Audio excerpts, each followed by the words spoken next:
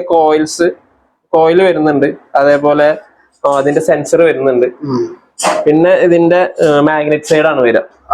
Magnet എന്ന് പറഞ്ഞാല് ഏകദേശം ഇതാണ് ഇതിന്റെ magnet. Type motor, gear motors അല്ല? Gear motors. ഇത് ഏത് വണ്ടിക്ക് വരുന്ന? അപ്പൊ ഇതിന് പവർ കൂടുതൽ വരുന്നുണ്ടോ ബോട്ടന്? ഇതില് പവർ കൂടുതൽ പറഞ്ഞു കഴിഞ്ഞാല് കയറ്റം കയറാനൊക്കെ കുറച്ചും കൂടി കംഫർട്ടബിൾ ആണ്. ബ്രോ, പേരെന്ന് പറഞ്ഞു? ഫാസിൽ. ബ്രോ, നമുക്ക് പലർക്കും അറിയാത്തൊരു സംശയമാണ് നമ്മളെ ഈ മോട്ടറിനെ പറ്റിയിട്ട്. നമ്മുടെ ഹബ് മോട്ടറും അതുപോലെ തന്നെ അല്ലാതെ ബെൽഡ്രൈവ് മോട്ടറിനൊക്കെ. അപ്പം മോട്ടറിനെ കുറിച്ച് ഒന്ന് പറയാമോ? ഇപ്പൊ നമ്മുടെ അടുത്തുള്ളത് ഹബ് മോട്ടർ. നമ്മുടെ അടുത്തുള്ളത് ഹബ് മോട്ടറാണ്. ഹബ് മോട്ടറിന്റെ പ്രത്യേകത എന്ന് വെച്ച് കഴിഞ്ഞാല് അതിൽ എക്സ്ട്രാ ഗിയർ വീൽസ് അങ്ങനത്തെ കാര്യങ്ങളൊന്നും ഉണ്ടാവില്ല. നമുക്ക് ഹബ് മോട്ടർ ഓപ്പൺ ചെയ്ത് എങ്ങനെയാന്ന് വെച്ച് കഴിഞ്ഞാല് ഏകദേശം ഈ മോഡലാണ് ഹബ് മോട്ടർ ഉണ്ടാവുക.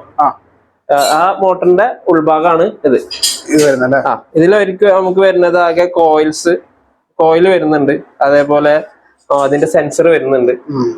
പിന്നെ ഇതിന്റെ മാഗ്നറ്റ് സൈഡ് ആണ് വരിക. മാഗ്നറ്റ് എന്ന് പറഞ്ഞാല് ഏകദേശം ഇതാണ് ഇതിന്റെ മാഗ്നറ്റ് വരുന്നത് അല്ലേ? ഇത്തരം കാര്യങ്ങൾ മാത്രമേ വരുന്നുള്ളൂ. പിന്നെ 2 ബാരിങ് വരുന്നുണ്ട്. അപ്പൊ മെയിനായിട്ട് ഈ ഹബ് മോട്ടറിന് വരുന്ന കംപ്ലൈന്റുകൾ എന്തൊക്കെയാണ്? ഹബ് മോട്ടറിന് വരുന്നത് മെയിനായിട്ട് ഫസ്റ്റ് ബാരിങ് ആണ് ഇതിന് കംപ്ലൈന്റ്സ് വരിക. കുറച്ച് കാലം യൂസ് ചെയ്യുമ്പോൾ ഓട്ടോമാറ്റിക് വരുന്ന ഒരു ഇഷ്യൂ ആണ് ബാരിങ്ങിന്റെ. പിന്നെ അതിനുശേഷം ബാരിങ് പോയി കഴിഞ്ഞാൽ അതിന്റെ ഉള്ളിൽ വെള്ളം കയറും. വെള്ളം കയറിയിട്ട് മെയിനായിട്ട് നമുക്ക് ഈ മോട്ടർ കൂടുതൽ ബുദ്ധിമുട്ടുണ്ടാക്കിയപ്പോഴെന്ന് വെച്ച് കഴിഞ്ഞാല് വെള്ളം കയറി കഴിഞ്ഞാൽ ഇതിന്റെ മാഗ്നറ്റിന്റെ കോട്ടിങ് പോകും. കോട്ടിങ് പോയി കഴിഞ്ഞാൽ അതിൽ തുരുമ്പ് വരാൻ സാധ്യത ഉണ്ട്. അപ്പൊ മോട്ടർ ടൈറ്റ് ആവും. അങ്ങനെ ടൈറ്റിൽ വെച്ചിട്ട് വീണ്ടും കസ്റ്റമർ യൂസ് ചെയ്ത് കഴിഞ്ഞാല് കോയില് ബേൺ ആവും. ഈ ടൈറ്റ് ആവുമ്പോൾ അതിനനുസരിച്ച് റേഞ്ചും കുറയും അല്ലെ? റേഞ്ച് കുറയും, പെട്ടെന്ന് ചാർജ് വലിഞ്ഞു പോകും. അപ്പൊ അതെങ്ങനെ നമ്മൾ സോൾവ് ചെയ്യാം? സോൾവ് ചെയ്യാന്ന് കഴിഞ്ഞാൽ ആദ്യം തന്നെ നമുക്ക് ഇതിന്റെ ഈ ബെയറിംഗ് പോയി കഴിഞ്ഞാൽ തന്നെ ഇതിന്റെ സൗണ്ടിൽ മാറ്റം വരും. അത് ഐഡന്റിഫൈ ചെയ്യണമെന്നുണ്ടെങ്കിൽ നമുക്ക് ഫസ്റ്റ് ടൈമിലെ ബെയറിംഗ് മാറ്റാം.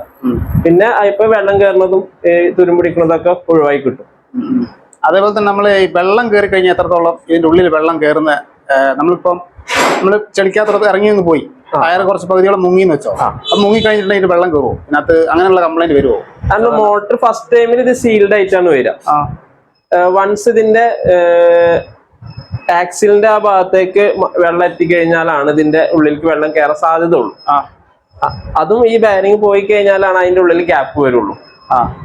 അപ്പോഴാണ് വെള്ളം കയറുക. വെള്ളം കയറി എന്ന് വിചാരിച്ചിട്ട് മോട്ടർ കംപ്ലൈന്റ് വരില്ല. വെള്ളം കയറി കഴിഞ്ഞാലും മോട്ടർ ഉണ്ടാവും. കാരണം നമുക്ക് ഒരു 3 മാസം 4 മാസമൊക്കെ വെള്ളം അതിനുള്ളിൽ കിടന്നിട്ട് ഓടുന്ന മോട്ടോഴ്സ് ഇപ്പോഴും ഉണ്ട്. നമ്മളടുത്ത് കിട്ടുമ്പോ വെള്ളം ഉണ്ടാവും. പിന്നെ ഊരി സർവീസ് ചെയ്യുമ്പോഴാണ് അതില് കംപ്ലൈന്റ്സ് വരുമ്പോഴാണ് മിക്കതും മോട്ടറിലും ഊരാറുള്ളൂ. സാധാരണ വെള്ളം വന്നാലും പ്രശ്നമില്ല എന്നാണ് പറയുന്നത്. പിന്നെ അത്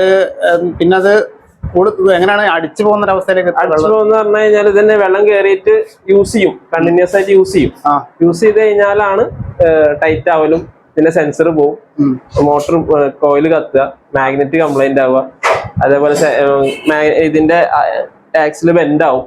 അങ്ങനത്തെ ഇഷ്യൂസ് ഒക്കെയാണ് മോട്ടറിന് കൂടുതലായിട്ട് വരാറുള്ളത്.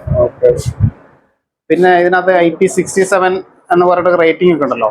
അപ്പൊ അങ്ങനെ റേറ്റിംഗ് എന്ന് പറയുമ്പോൾ അതെന്താണ് സൂചിപ്പിക്കുന്നത്? റേറ്റിംഗ് പറഞ്ഞത് ഇതിന്റെ സീലും കാര്യങ്ങളൊക്കെയാണ് ഇതിന്റെ സൂചിപ്പിക്കുന്നത്. എത്രത്തോളം കൺസീൽഡ് ആയിട്ടാണ് മോട്ടോർ പാക്ക് ചെയ്യുന്നത്, അതാണ് ഇതിന്റെ സീലിൽ വരുന്നത്. റേറ്റിംഗ് കൂടുന്നതനുസരിച്ച് അതിന്റെ ബാരിങ്ങിന്റെ കപ്പാസിറ്റി കൂടും. അതേപോലെ യൂസ് ചെയ്യുന്ന സീലിന്റെ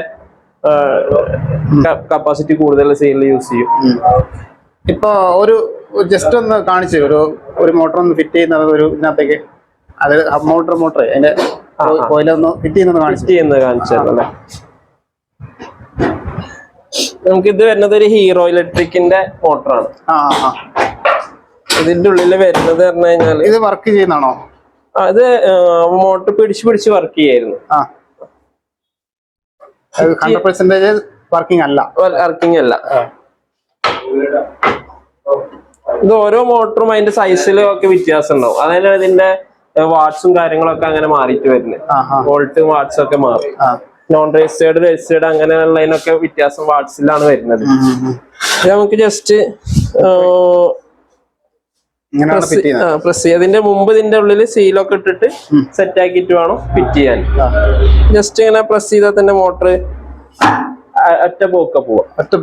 ഇതിപ്പോ കഴിഞ്ഞു കഴിഞ്ഞ് പിന്നെ ഇതിന്റെ നെട്ടും കാര്യങ്ങളൊക്കെ ഇട്ട് കഴിഞ്ഞാല് അത്രേ ഉള്ളൂ. അപ്പൊ ഇത് അഴിക്കണമെങ്കിലും അതോ തന്നെ അഴിക്കണമെങ്കിലും കംപ്രസ് ചെയ്തിട്ട് നല്ല ടൈറ്റ് ആയിരിക്കും പുറത്തേക്ക് വരാ. ഇതിനൊക്കെ കൈ ഒടിക്കാനൊക്കെ പ്രശ്നമല്ല, കൈ നോക്കി ചെയ്യണം. ഇത്രയാണ് സംഭവം. സിമ്പിളാണ്, പക്ഷെ കുറെ സംഭവം കാണുമ്പോൾ സിമ്പിളാണ്. ഇതിൽ ചെറിയ മൈന്യൂട്ട് ആയിട്ടുള്ള ചേഞ്ചസ് വന്നു കഴിഞ്ഞാലും മോട്ടറിന് അത് എഫക്ട് ചെയ്യും. പ്രശ്നമാണ്. ഇവിടെ കൂടുതൽ വരുന്നത് ഹബ് മോട്ടർ അല്ലാതെ സാധാരണ ബെൽറ്റ് ഡ്രൈവ് മോട്ടർ വരാറില്ല. ഇല്ല, ബെൽറ്റ് ഡ്രൈവ് മോട്ടർ ഇപ്പൊ റീസെന്റ് വന്നതുകൊണ്ട് അധികം കംപ്ലൈൻസ് ആയിട്ട് വന്നിട്ടില്ല. ഇല്ല. ഹബ് മോട്ടർ ആണ് കുറെ കാലങ്ങളായിട്ട് യൂസ് ചെയ്യുന്നത്, അതുകൊണ്ടാണ് ഇപ്പൊ അതിന്റെ കംപ്ലൈൻസ് വരുന്നത്. പിന്നെ നമുക്ക് വരുന്നത് ഗിയർ മോട്ടോഴ്സ് വരുന്നുണ്ട്. ഏതാ? ഗിയർ മോട്ടോഴ്സ് ഉണ്ടല്ലോ, ഇത് ഈ ടൈപ്പ്. ഇതൊരു നോർമൽ മോട്ടർ അല്ല, ഇത് വേറെ ടൈപ്പ് മോട്ടർ, ഗിയർ മോട്ടോർസ് അല്ല. Gear motors. ഇത് ഏത് വണ്ടിക്ക് വരുന്ന? ഇത് മുമ്പ് റൊമായി അതേപോലെ ഗ്രീൻ എന്നൊക്കെ പറഞ്ഞിട്ട് ഉള്ള വണ്ടി ഉണ്ടായിരുന്നു, അതിനൊക്കെ വരുന്നതാണ് ഗിയർ മോട്ടോർസ് വരുന്നത്. ഇതിൽ എക്സ്ട്രാ പല്ലും കാര്യങ്ങളൊക്കെ ഉണ്ടാവും. അപ്പൊ ഇതിന് പവർ കൂടുതൽ വരുന്നുണ്ടോ ബോട്ടന്? ഇതില് പവർ കൂടുതൽ പറഞ്ഞു കഴിഞ്ഞാല് കാറ്റം കയറാനൊക്കെ കുറച്ചും കൂടി കംഫർട്ടബിൾ ആണ്. അതെല്ലേ? സ്പീഡ് ഉണ്ടാവില്ല, കാറ്റൊക്കെ നന്നായിട്ട് ഫസ്റ്റ് കയറുന്ന പോലെ ഫസ്റ്റ് കയറുന്ന പോലെ ഇപ്പൊ നിലവിൽ നമുക്ക് ഈ മോട്ടോർസ് വരുന്നില്ല. ഇതിൽ ഓയിലൊക്കെ ഒഴിക്കേണ്ട ആവശ്യം വരുന്നുണ്ട്. ഇപ്പോഴത്തെ മോട്ടറിലാണ് ഓയിലിന്റെ ചേഞ്ചിങ് അങ്ങനത്തെ മെയിൻ്റെനൻസ് കൂടുതലായിരുന്നു അല്ലേ? അപ്പം പണ്ടത്തെ പഴയ മോട്ടറാണ് കേട്ടോ ഇപ്പൊ കാണുന്നത്. ഇത് മുമ്പ് ഞാൻ ആദ്യമായിട്ടാണ് ഈ മോട്ടോർ കാണുന്നത്. പണ്ടത്തെ വണ്ടികളിലൊക്കെ ഉപയോഗിച്ചുകൊണ്ടിരുന്നായിരുന്നു അല്ലേ? മെയിൻ്റെനൻസ് കൂടുതലാണല്ലേ ഇതിനകത്ത്? ഓയിൽ ഒഴിക്കണം അല്ലേ? മെയിൻ്റെനൻസ് കൂടുതലാണ്, കംപ്ലൈൻസ് കുറവാണ്. പുതിയ അപേക്ഷിച്ചിട്ട് ഇപ്പൊ ഇല്ലല്ലേ ഈ ഒരു മോട്ടോർ? ഇല്ല. കൂടുതൽ സൗകര്യം അനുസരിച്ചായിരിക്കും നോക്കിയിട്ടായിരിക്കും. ടെക്നിക്കലായിട്ടോ കാര്യങ്ങൾ എന്തൊക്കെയാണ് വേറെ എന്താണുള്ളത് ഇവിടെ ചെയ്യാനുള്ളത്? വേറെ നമ്മൾ ചെയ്യാറ് ചാർജറിന്റെ സർവീസ് ചെയ്യാറുണ്ട്. ചാർജറിന്റെ ബോർഡ് ഫുൾ ആയിട്ട് ചെയ്യാറില്ല, അതിൽ കോമ്പൗണ്ട്സ് പോയതും കാര്യങ്ങളൊക്കെ ചെയ്യാറുണ്ട്. ചാർജർ സർവീസ് ചെയ്യാറുണ്ട്. പിന്നെ വേറെ എന്തെങ്കിലും സർവീസ് ചെയ്യാറുണ്ടോ? വേറെ നമുക്ക് പിന്നെ കൺട്രോളറാണ്. കൺട്രോളറും വയർ ഉരുകിയത്, പിന്നെ മോസ്ഫെറ്റ് അങ്ങനത്തെ ഒക്കെ നമുക്ക് ചെയ്യാൻ പറ്റും. കൂടുതൽ മൈന്യൂട്ട് ആയിട്ട് നമുക്ക് ചെയ്യാൻ പറ്റും, കാരണം അതിന്റെ സ്പെയർസ് അവൈലബിൾ ആവില്ല. ഓക്കെ.